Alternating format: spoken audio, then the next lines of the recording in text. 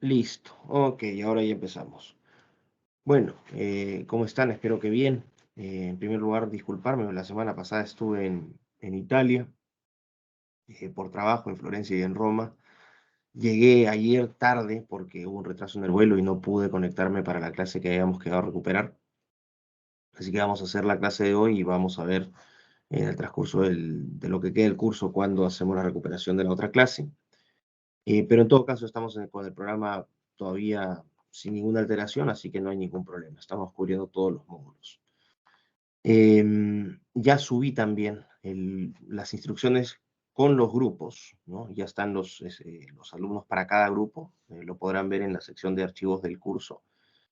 ¿De qué temas? Son 6 grupos, cada grupo tiene un tema y hay diferentes fechas de presentación. Van a ser las 3 últimas sesiones de clase, donde ustedes van a desarrollar una tecnología convergente, inteligencia artificial, biotecnología, o sea, la edición genética CRISPR, nanotecnología, robótica, computación cuántica e Internet de todas las cosas. Así que son pares y hay 4 grupos de 3 y hay 2 grupos de 2. Los grupos de 2 empiezan, son los 2 últimos, ¿no? Van a tener obviamente más tiempo para trabajar, así que necesitan menos mano de obra, si es que vamos a decirlo de alguna manera. Así que he estado revisando las pruebas, los resultados están, hay, hay buenos exámenes, hay otros que no están tan bien, pero bueno, en todo caso, si es que no le fue bien en este ensayo para el ensayo final, bueno, obviamente le pueden recuperar nota y también participando en clase. Yo obviamente ya tengo una anotación de quienes participan más, así que aquellos que no han participado, les recomiendo que lo hagan. Y bueno, vamos a resumir el curso. Entonces, en la primera parte, ¿no? Lo que cubrimos hasta la evaluación, vamos a decir, el ensayo parcial, fue una introducción a la innovación. Hemos visto conceptos básicos como tecnología, emprendimiento, competitividad, instituciones formales e informales. De ahí pasamos a los sistemas políticos y económicos. Revisamos la teoría de Douglas North, Robert Wallis y Robert Weingast, de órdenes de acceso abierto y órdenes de acceso limitado. Después, o sea, obviamente, como para que ustedes tuvieran una idea de lo importante que es considerar, ¿no?, el entorno político y económico de los países, ¿no?, en este caso los estados-nación, y cómo estos influyen directamente en su organización, en su institucionalidad, a generar mayores, vamos a decir, resultados en innovación, ciencia y tecnología. Después vimos el método de gestión de la innovación de Tid y Besant, ¿no? Lo que era la búsqueda, la selección, facilitación de recursos, implementación y captura de valor. Lo vimos a la par de la estrategia y la organización.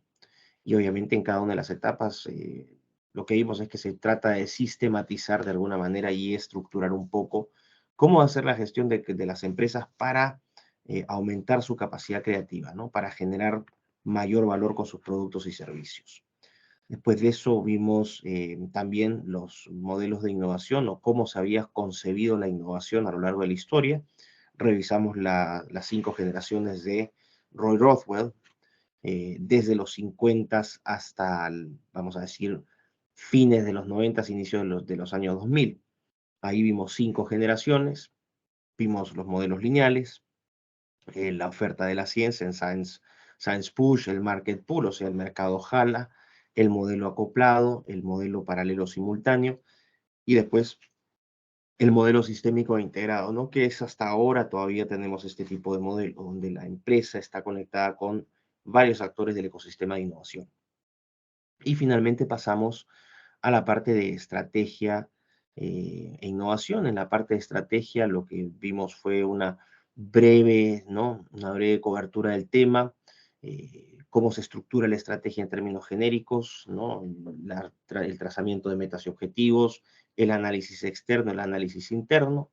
Vimos también los diferentes tipos de estrategia, el modelo de Whittington, recuerdan, la estrategia clásica, la darwiniana, la sistémica o familiar, y finalmente la estrategia del comportamiento.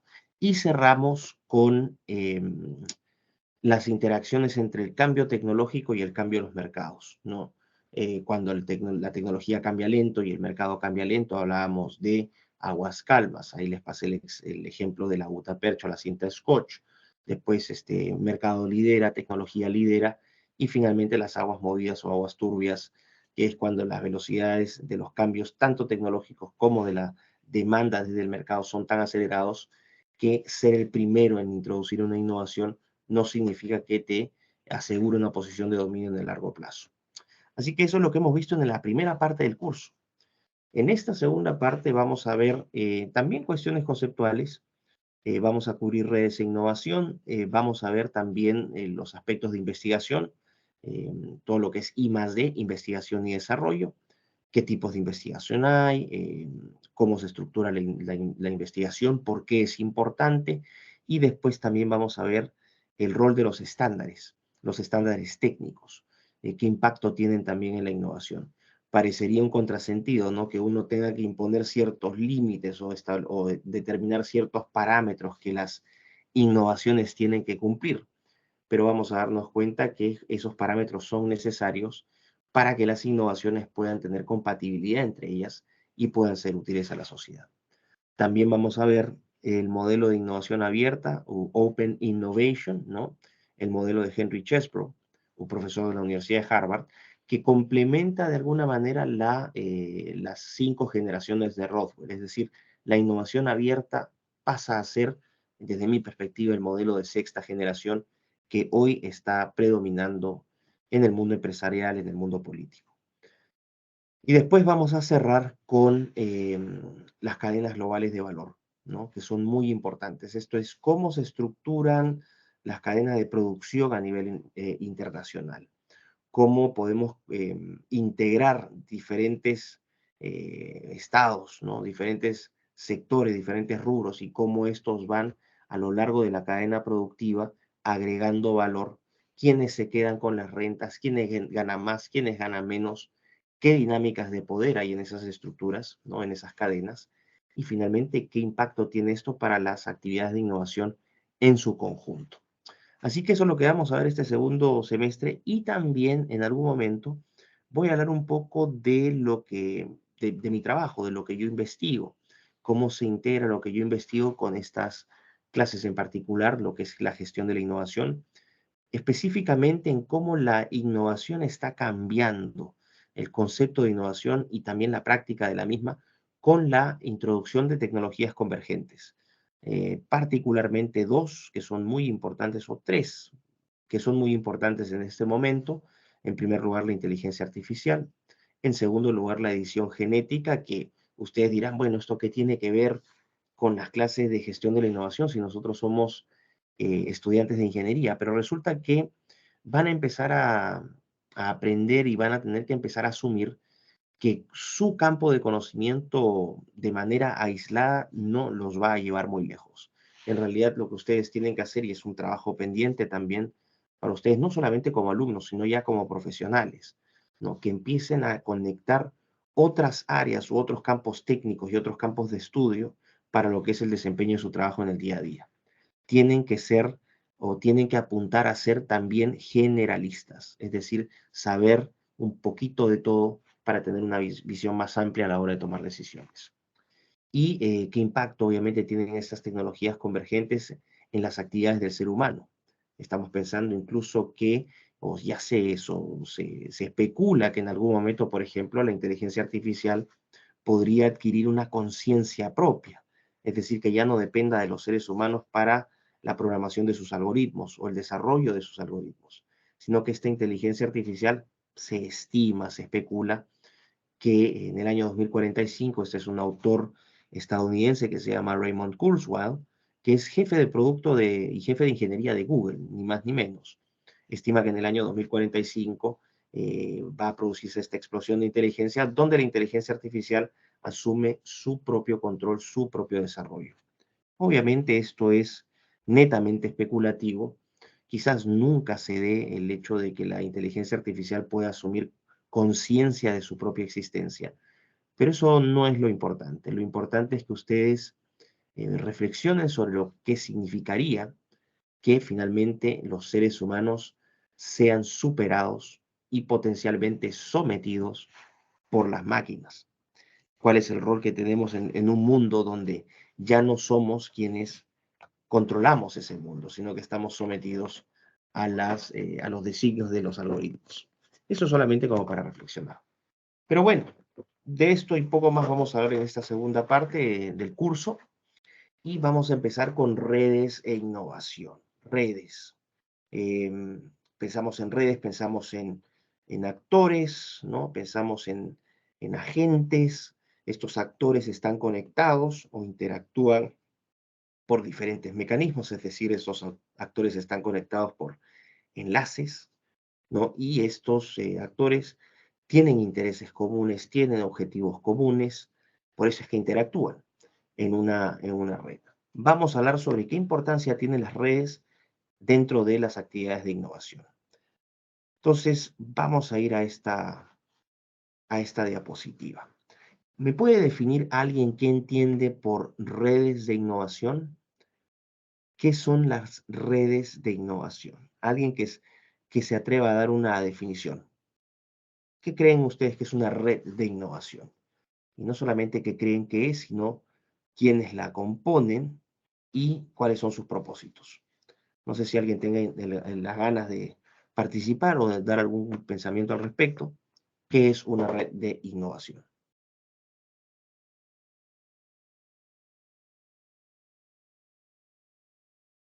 Bueno, ningún problema.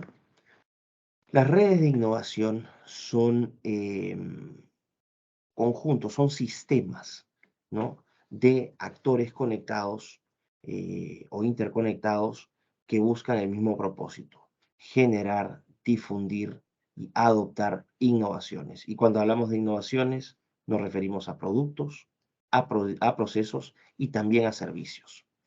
Por lo tanto, ¿cómo interactúan estos actores o nodos? Porque en la teoría de redes a los actores se les dice nodos. Estos actores están conectados por enlaces y estos enlaces permiten, ¿no?, la interacción entre diferentes nodos o actores.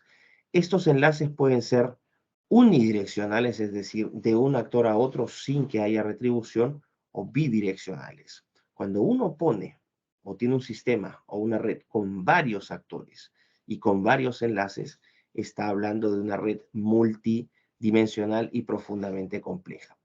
Ahora, ¿qué son esos actores? Pueden ser empresas, pueden ser organismos públicos, pueden ser universidades, si es que aterrizamos obviamente esto a algo más concreto. ¿Qué es lo que intercambian en esas interacciones? Pueden ser información, puede ser recursos económicos, puede ser personal, puede ser información financiera, información legal, etcétera, ¿no? Cualquier cosa que establezca una relación de mutualidad, es decir, de un beneficio de todas las partes que están involucradas en esa red o en esa interacción, y obviamente el flujo, sobre todo, muy importante, de información. Participar en una red obviamente tiene sus ventajas. Permite acceder primero a más recursos económicos, o por lo menos tener la posibilidad de acceder a financiamiento en una red de innovación. Tienes la posibilidad de acceder a datos o información, que también es muy importante. Es decir, todos aquellos recursos con los cuales tú no cuentas, en esta red lo puedes hacer. ¿Y cuál sería la idea? Obviamente, generar una ventaja competitiva. Dentro de esta red, tu organización, tu empresa o tú como emprendedor podrás hacer y ofrecer algo que otros no tengan. Eso es lo que te va a hacer atractivo en esa red. A medida que tu organización, tu empresa, genere más, ¿no?, empieza a crecer, se vuelve más compleja, genere más rentas, adquiera más tecnología, más infraestructura, su posicionamiento en esa red va a ir también mejorando. No es que se coloque en la punta de esa red, porque en las redes el concepto de estar en la cima no es lo relevante. Lo relevante en una red es una posición de centralidad. ¿Y eso qué significa? Los actores en una red van a tener una posición de mayor centralidad a medida que más nodos estén enlazados con ellas. O sea, una organización que tiene muchos nodos, perdón, muchos enlaces con otros nodos, con otros actores, es una organización centralizada, por lo tanto, es una organización fuerte dentro de ese sistema. Fíjense en el diagrama, obviamente es una representación de lo que se llama Social Network Theory, teoría de las redes sociales, que grafica con la complejidad de una red. Javier, adelante. Profesor, bueno, no sé si se me escucha. Perfecto. Dale. Ya, con lo que usted está mencionando, si podríamos plantear organizaciones como ejemplos, ya que mencionó redes sociales, ya me iba justo a decir Facebook, o mejor dicho, no, ahora que es Meta, ¿no? Que abarca gran cantidad de información, y hablamos de información como un recurso valioso, ¿no? Porque muchas empresas hoy en día se basan mucho en la información que tienen de las personas, y en base de eso también relacionan sus productos, procesos y o servicios, ¿no? Así es. Dependiendo de la tendencia de mercado, hablando de marketing, ¿no? Ven cuál Ujú. es el foco, ¿no? O el mercado centralizado que va dirigió su producto. Estamos hablando de cartera de clientes, estamos hablando de preferencias, de una que otra cosa, ¿no? Y por eso digo de que Facebook sería un ejemplo claro de lo que usted está mencionando. Ujú. Es correcto lo que usted está señalando. O sea, Facebook o Meta vendría a ser un nodo dentro de esta red, si usamos el lenguaje técnico, con una alta centralización. Sería un nodo muy centralizado.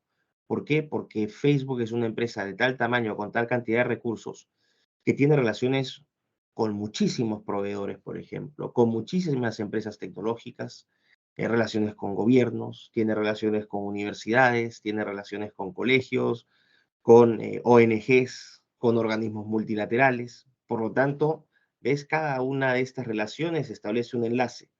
Y mientras más enlaces tenga ese nodo o ese actor, su posición va a ser más central en esa red. Son los puntos blancos que aparecen ahí en esa gráfica, ¿no? Que es una gráfica a modelo.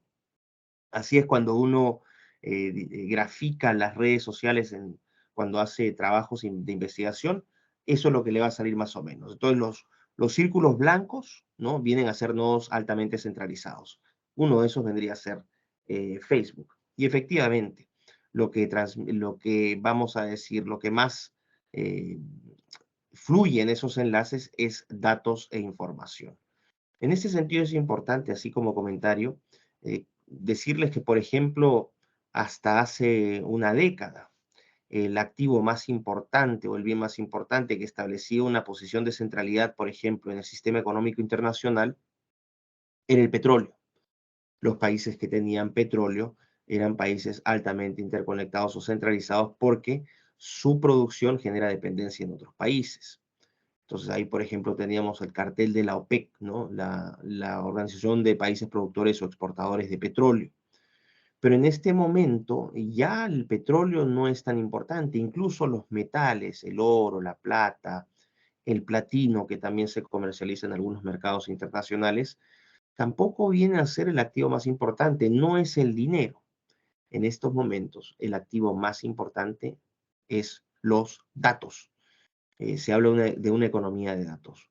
Piensen en el caso, por ejemplo, de el gran crecimiento que ha tenido China en estos últimos años, ¿no? China más o menos desde el año 1979, cuando asume el primer ministro Deng Xiaoping, ¿no? Deng Xiaoping, que reemplaza a Mao Zedong, que fue el líder, el gran líder comunista que tuvo China durante casi que 50 años, 46, 70, casi 30 años, ¿no? O más de 30 años. Muere Mao Zedong y asume Deng Xiaoping. Y Deng Xiaoping dice, ¿no? China hasta ese momento era un país fuertemente comunista en lo político y fuertemente comunista en lo económico también. Esto significa que era un país que centralizaba toda su toma de decisiones en una burocracia estatal, en una burocracia partidaria, ¿no? Que es la estructura de este partido comunista chino. Y Deng Xiaoping lo que dijo es, no importa de qué color sea el gato, lo importante es que case ratones. ¿Qué quiso decir Deng Xiaoping con eso? Y que es el motivo del gran cambio que ha tenido China. Que China ya no iba a ser tan dogmática bajo su liderazgo con respecto a la implementación de un comunismo puro, sino que para Deng Xiaoping lo importante era generar un desarrollo. Y no importaba qué herramientas se utilizaran en ese desarrollo, lo importante es que fueran aplicadas para el beneficio de su país. Es ahí donde se inicia también la apertura de China al mundo, empiezan a invertir países, sobre todo los Estados Unidos y países de Europa Occidental, empiezan a invertir fuertemente en China, y obviamente no solamente hay una inversión de estos países en el establecimiento de tiendas, centros comerciales, empresas de servicios, hamburguesas, gaseosas, etcétera, sino que más importante aún, lo que el gobierno chino exigía a sus inversionistas extranjeros es que también transfirieran datos e información, porque los chinos no solamente querían ser, vamos a decir, receptores de servicios, sino que querían generar tecnología propia. Y lo lograron ampliamente. Ahora China, por ejemplo, es un país que en ciertos aspectos es líder mundial. En inteligencia artificial, por ejemplo, China lidera en campos como el desarrollo de drones, en las técnicas de reconocimiento facial, en procesamiento de lenguaje natural. Claro, tenemos Chat GPT, que es el gran, vamos a decir, el último gran avance en este campo dentro de la inteligencia artificial, que es desarrollado por Occidente, pero China también en este campo tiene un gran desarrollo y quizás sea líder a nivel internacional. ¿A qué voy con todo esto? Los chinos entendieron, sobre todo con el desarrollo de estas tecnologías convergentes, que tan o más importante que el recurso económico, la renta que genera la venta de estos productos o servicios, son los datos de sus usuarios. Y ahí pueden ver cómo bajo esta estrategia de capitalismo estatal, ese es el modelo económico chino. China es un país que sigue siendo comunista en lo político, pero que está abierto a la inversión extranjera, que está abierta a ciertas economías de mercado. Bueno, lo que han hecho los chinos es aprovechar esas redes que han formado enormes a nivel internacional para ir posicionándose como líderes en el, vamos a decir, no solamente en cuanto a lo político, económico y militar, sino también como una potencia de generación, difusión y creación y almacenamiento de datos e información. Si el petróleo era el gran activo del siglo XX, los datos van a ser, son y van a seguir siendo el gran activo del siglo XXI. Esto es muy importante porque esto también, de alguna manera, nos hace ver cómo China, a nivel de centralidad, por ejemplo, en el sistema económico y político internacional, si es que tomamos este concepto de centralidad que les explicaba, ¿no? El impacto que ha tenido China y que hoy, por ejemplo, sea principal socio comercial de varios países de la región nuestra, o sea, vamos a decir de Hispanoamérica. Hasta hace unos 20 años, el comercio de esa parte del mundo estaba dominado con los comercios, con el comercio con los Estados Unidos. Estados Unidos tuvo una influencia casi decisiva y casi monopólica sobre nuestros países, pero ahora China ha desplazado a los Estados Unidos y China, por ejemplo, es el principal socio comercial del Perú, ya no es Estados Unidos, es el principal socio comercial de Colombia, es el primer socio comercial de Chile, de la Argentina, de Colombia, es increíble. ¿De qué país todavía no es principal socio comercial? De México. Pero bueno, México ha sido siempre una especie de apéndice económico de los Estados Unidos y el hecho de que tengan frontera, ¿no? Y una frontera tan amplia, ¿no? Con intereses tan, vamos a decir, complementarios, lo vuelve a México uno de los pocos países que no tiene a China como principal socio comercial. Pero todos esos posicionamientos de China, ¿no? De este establecimiento, esta consolidación como principal líder, como principal socio comercial de nuestros países, ya habla del nivel de centralidad que tiene en esta red de comercio internacional. ¿Ok? Ahora, obviamente en estas redes, eh, como le dije, no hay intercambio de recursos, de distintos tipos de recursos. Estas redes también pueden ser, así como hablábamos de los modelos de acceso abierto y modelos de acceso cerrado o limitado, también pueden ser formales e informales y pueden estar afectadas por externalidades positivas y negativas. Una externalidad en lenguaje económico es un efecto, una consecuencia no planificada o no considerada dentro del análisis económico. Eh, Entonces, son cosas que no se piensan dentro vamos a decir, de la planificación de una intervención económica, pero que generan un impacto grande en esa red, para bien o para mal. Y otra cosa muy importante también, que ya lo hemos visto antes, lo hemos visto en los modelos en los órdenes de acceso abierto y órdenes de acceso limitado, la importancia de la historia, path dependency o dependencia de la trayectoria, ¿no?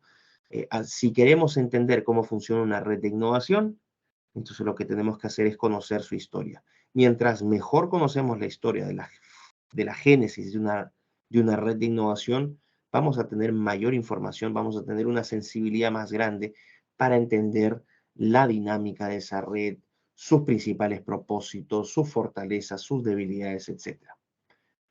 Ahora, yo estoy hablando acá de una red de innovación, pero ustedes pueden ponerle cualquier tipo de apellido, ¿no? Puede ser una red política, puede ser una red social, puede ser una red económica, puede ser una red legal, financiera, medioambiental, artístico-cultural, musical.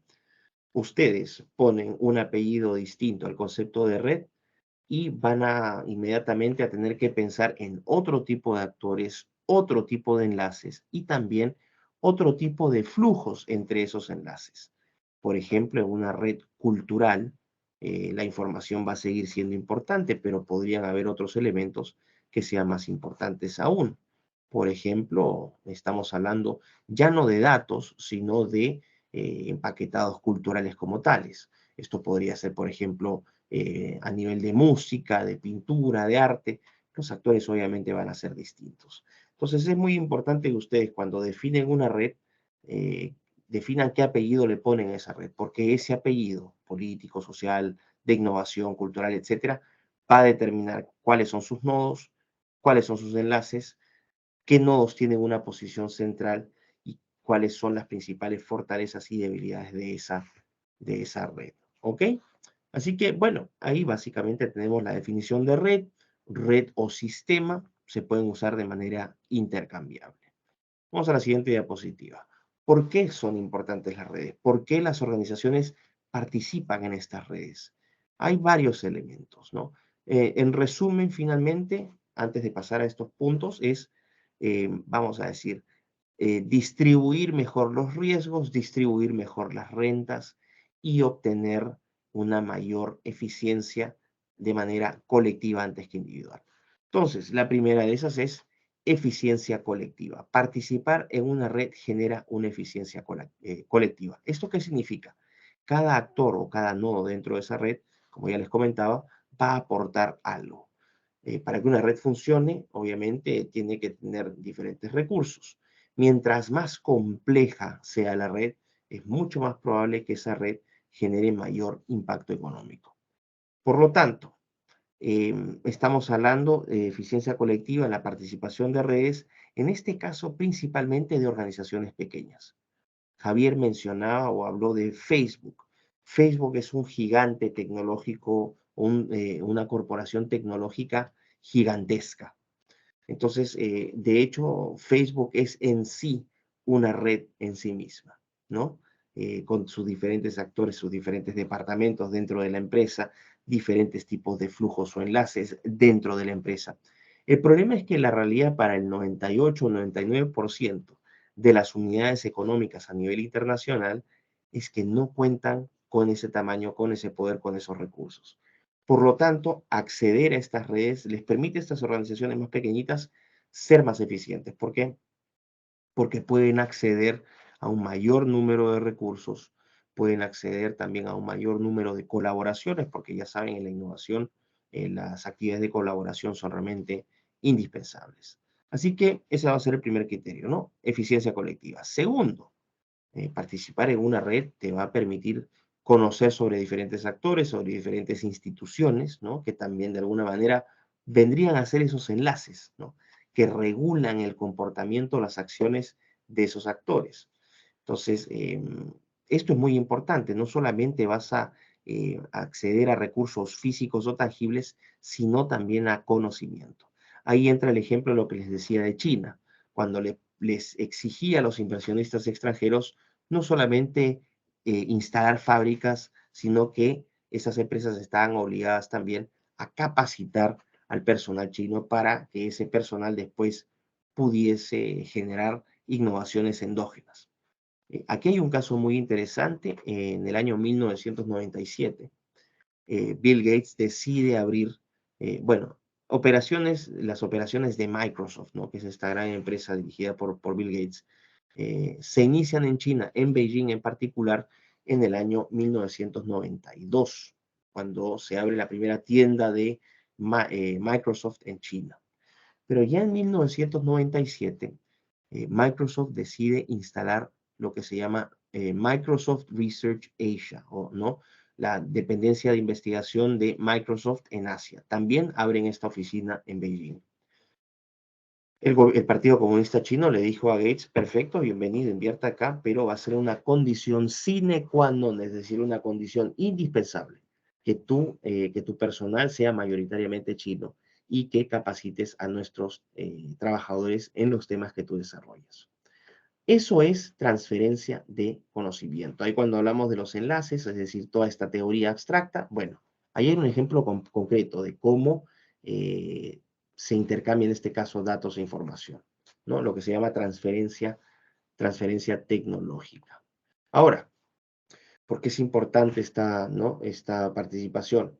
Porque obviamente permite conocer o acceder a información que de otra manera es muy costosa, muy valiosa. Compartir experiencias, es decir, lecciones aprendidas, buenas prácticas. Y obviamente todo esto en su conjunto genera un ecosistema de innovación que es conducente al crecimiento. ¿Ok? Así que ya saben, ¿por qué estamos participando? Por eficiencia colectiva, por aprendizaje colectivo y también para distribuir riesgos, toma de riesgos colectiva. Obviamente, si ponemos los huevos en diferentes canastas, si se nos cae una, solamente vamos a romper uno o dos huevos. Entonces, lo que quiere decir esto es que al tener una red de innovación tan grande, los riesgos también se distribuyen entre los participantes de esa red. De la misma manera también como se distribuían, por ejemplo, las rentas o los ingresos que se generan dentro de esa red. Y también finalmente, y relacionado con el punto que les acabo de mencionar, la intersección de diferentes áreas de conocimiento. El hecho de participar en redes nos permite superponer actividades. Entonces, por ejemplo, dimensiones políticas, dimensiones económicas, dimensiones culturales, sociales, medioambientales, etcétera. Y eso genera diferentes flujos de información. Y esos flujos de información, todos ellos tienen un grado de relevancia para el desarrollo no solamente de la red, sino también de los nodos o actores dentro de esa red. Por lo tanto, unas redes más complejas tendrán mayor número de relaciones, ¿no? Y también podrán probablemente tener una mayor capacidad para generar nuevos dispositivos, nuevas tecnologías, etc. Y también el hecho de que tengamos una organización o un sistema tan grande, ¿no? También permite con esta exposición a diferentes datos e información a la creatividad, a la generación de nuevas ideas. Así que, bueno, por eso estamos participando en redes. ¿Qué más hay? Por aquí no acaba la cosa. Pensamos en redes y, bueno, esta abstracción, ¿no? Ya les he dicho, las redes, ¿qué son las redes? Bueno, sistemas, son un conjunto de actores o nodos que están interrelacionados, que esas interrelaciones están caracterizadas por flujo de diferentes tipos de recursos, de datos, de información, etcétera. Y estas redes tienen un propósito. ¿Hacia dónde apunta cada red?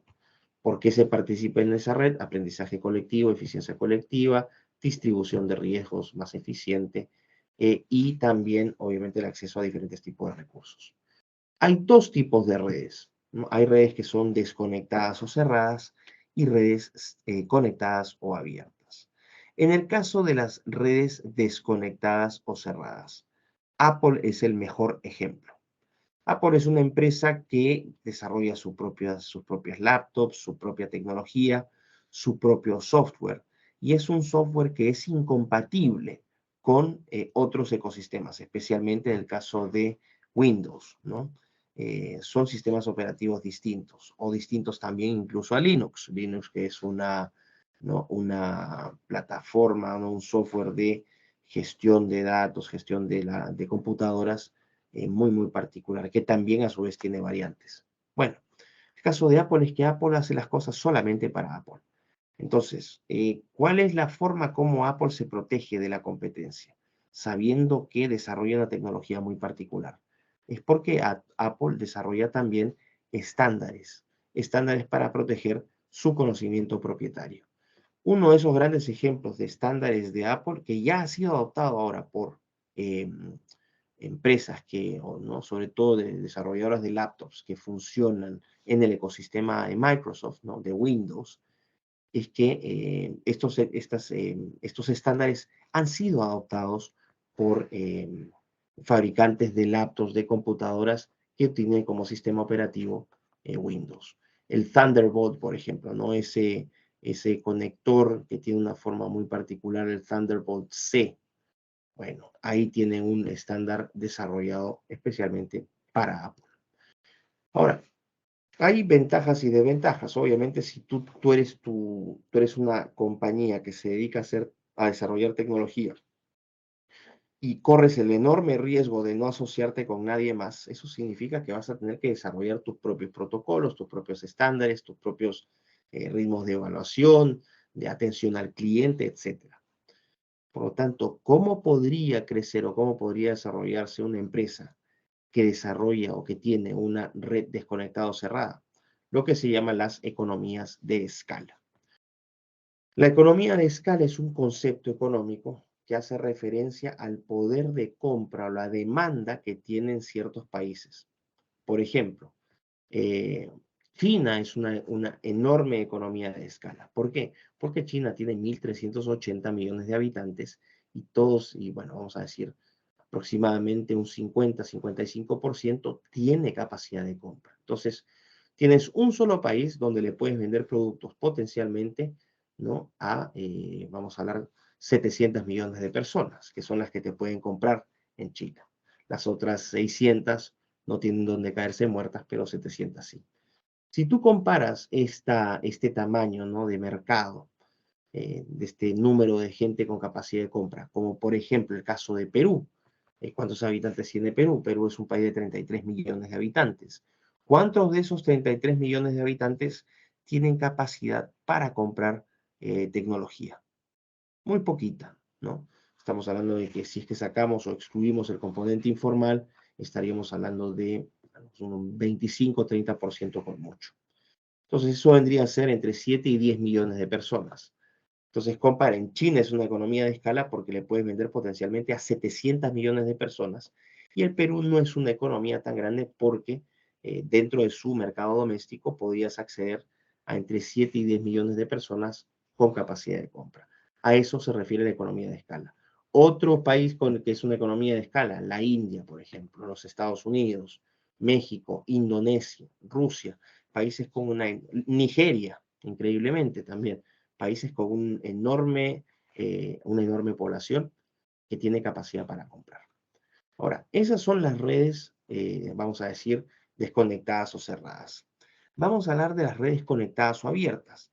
En este caso, si les puse Apple por un lado, aquí les pongo a todos los fabricantes de laptops que utilizan como sistema operativo Windows.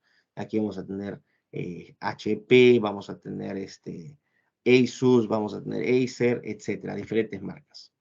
Entonces, aquí sí hay, a pesar de las diferentes marcas, una compatibilidad de productos y de actores, es decir, es una red conectada o abierta que en cierta manera también es más homogénea. Funciona porque sus estándares, en este caso, son estándares universales. Yo, por ejemplo, si uso un puerto, si tengo un USB, ese USB lo puedo usar en una laptop, ¿no? En una laptop de todas las marcas que utilicen Windows como sistema operativo. No tienen esa restricción que sí tiene Apple, ¿no? Que tiene que desarrollar estándares exclusivamente para sus productos. Acá no. Acá los estándares permiten conectividad entre actores que son industrialmente incompatibles o por lo menos muy diferentes. Y finalmente, ¿cuáles son las ventajas de ser partícipe de una red conectada o abierta? Aquí estamos hablando de economías de alcance.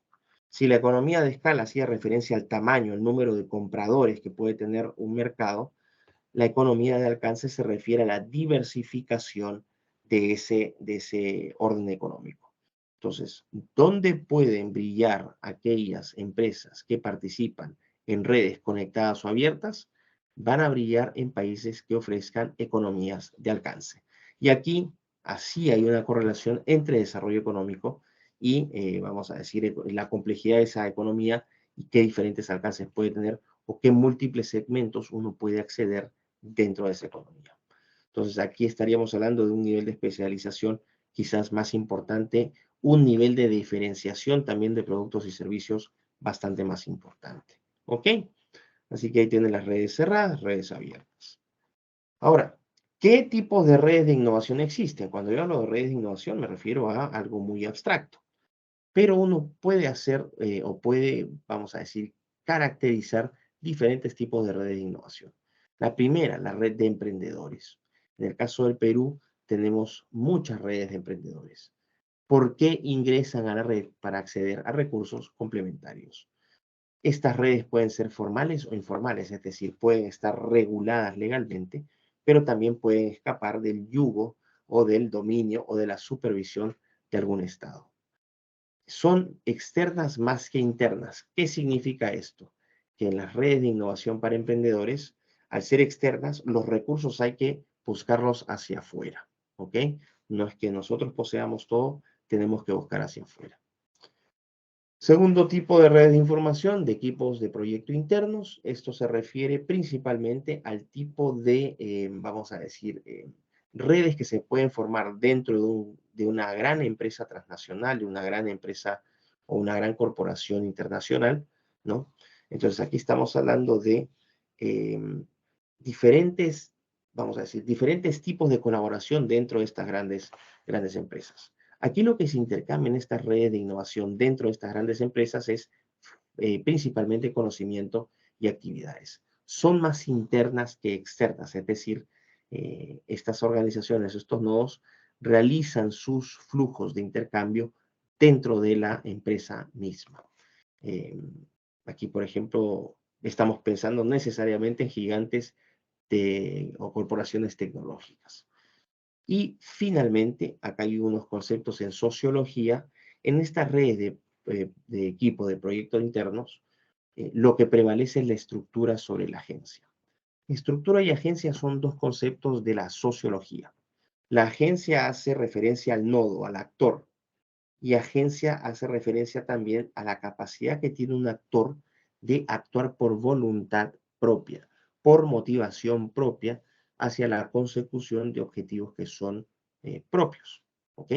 Entonces, ahí tenemos ¿no? un enfoque de red, vamos a decir.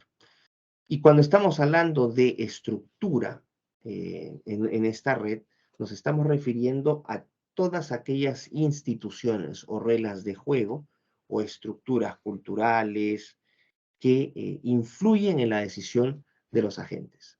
En el caso de la agencia, entonces, una persona tiene agencia porque tiene capacidad para voluntariamente tomar decisiones. Pero en un sitio donde, o en una red donde no prevalece la capacidad o la libertad del individuo para tomar decisiones, en este caso se imponen las instituciones, los arreglos culturales, los arreglos políticos, que condicionan las relaciones de sus actores. En esos casos se dice que la estructura o las reglas de juego limitan mucho la agencia, es decir, la capacidad voluntaria que tienen los individuos para tomar decisiones. También hay redes de innovación de comunidades de prácticas que no son tan importantes, no las vamos a profundizar ahora. Estamos hablando también de clústeres. Este es un concepto muy importante, ¿no? Los famosos clústeres o parques tecnológicos, como se les quería dar a conocer en el Perú, ¿no? Los parques tecnológicos. ¿Qué es lo que determina que estas redes de innovación en el modelo de clústeres? Principalmente la proximidad geográfica. Es decir, se organizan diferentes empresas en un territorio en común y en estos territorios en común generan, vamos a decir, enlaces, relaciones, donde se intercambian todos los recursos que ya les mencioné. Así que el criterio para las redes de innovación de clústeres es la proximidad geográfica. Después también tenemos redes sectoriales. consorcio de desarrollo de nuevos productos o servicios y foros sectoriales. Estas no son tan importantes, simplemente para que las tengan ahí y las puedan consultar. Y también vamos a cerrar con consorcios para el desarrollo de nuevas tecnologías, estándares emergentes. Esto quiere decir, en el caso, por ejemplo, de los sistemas operativos. Les decía que tenían por un lado Apple, por otro lado tenían, vamos a decir, Windows. Si es que nos vamos a los celulares, estamos hablando de Android, otro sistema operativo, ¿no? Pero, vamos a decir, son los estándares ya consolidados. Estándares emergentes vendrían a ser, por ejemplo, en el mundo de los sistemas operativos, Linux vendría a ser un estado emergente. Aunque a pesar de que ya tiene muchos años, Linux sigue siendo una alternativa a estos dos sistemas operativos, por lo menos en PCs, en laptops. ¿Okay? Y finalmente, el aprendizaje en las cadenas de suministro, es decir, las cadenas globales de valor, que les voy a enseñar en la última clase, también de alguna manera son tipos de redes de innovación. ¿Ok?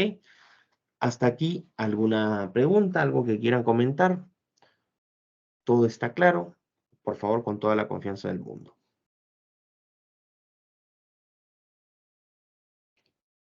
Bueno, asumo que están muy atentos y muy capos.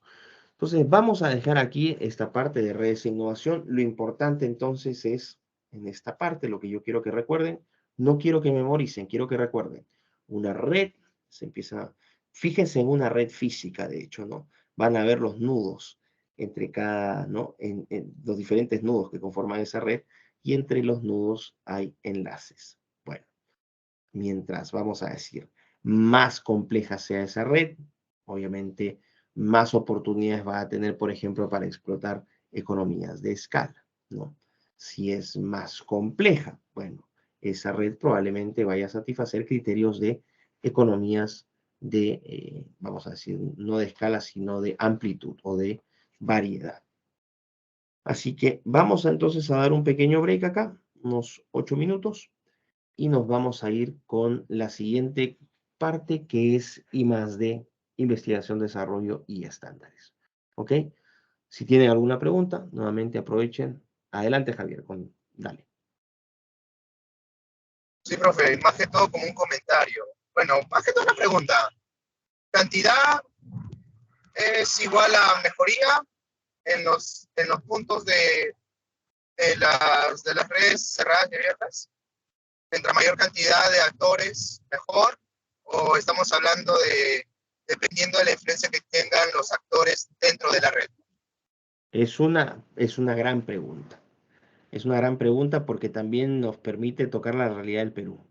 Mayor cantidad no significa mejor red.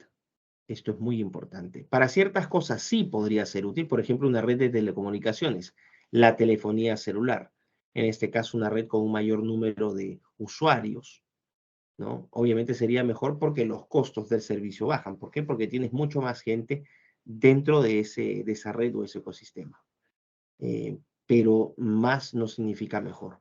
Fue el gran problema que tuvo el Perú hasta hace unos 5 años, ¿no? Cuando el tema de la innovación en el gobierno de Ollanta, a pesar de lo terrible que desde mi perspectiva fue ese gobierno, a pesar de la corrupción, si hay que darle algún crédito a Humala es que durante su gobierno se impulsó la actividad, por ejemplo, científico-tecnológica en el país, especialmente a nivel de plataformas como CONCITEC, ¿no? El Consejo Nacional de Ciencia, Tecnología e Innovación Tecnológica, que hoy está adscrito a la oficina del primer ministro, es decir, el Premierato.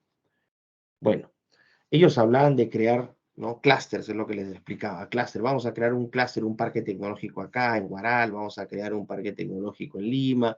Querían incluso copiar el modelo del presidente Correa en Ecuador, que creó un parque tecnológico llamado Yachayhuasi. Ahora resulta que Yachayhuasi fue un fracaso, no le fue bien a esa iniciativa. ¿Por qué? Porque se creía que con un número mayor de nodos u organizaciones para conformar ese clúster, mejor le iba a ir a la red en su conjunto. Y esto probó no ser el caso. Porque no te basta a ti formar una red con varios actores y varios enlaces si es que no se cumple la condición más importante para que esa red sobreviva. Sobre todo si hablamos de redes de innovación que buscan lucro, es decir, buscan con sus productos, servicios y procesos generar rentas, ¿no? El gran problema, vamos a decir ahí, es que no hay demanda interna. Es decir, tú puedes tener el mejor parque tecnológico, pero si no tienes demanda doméstica, es decir, gente, en otras palabras, que compre las innovaciones de estos parques tecnológicos, el parque tecnológico no te sirve para nada. Nunca vamos a tener un buen clúster de innovación en el Perú hasta el momento en que la misma gente en el Perú compre innovaciones o tecnologías hechas en el Perú. Es así de sencillo. Entonces, teóricamente podemos hacer los modelos más maravillosos, pero mientras no haya demanda por tecnología e innovación doméstica, estas redes de innovación van a fracasar. Por eso es que les decía, no es que viene el ministro Tantos y dice sí de manera muy demagógica o con profunda ignorancia, que vamos a copiar el proyecto de tal país, la estructura de innovación de tal país, y de repente así automáticamente vamos a ser un país innovador. Eso es falso, ¿ok? Solamente para que lo tengan en cuenta. Así que no sé si tengan otra pregunta. Con toda confianza, por favor, ¿eh? Ok. Bueno, entonces vamos a dar este pequeño break y regresamos en un ratito y nos vamos con I+D y estándares.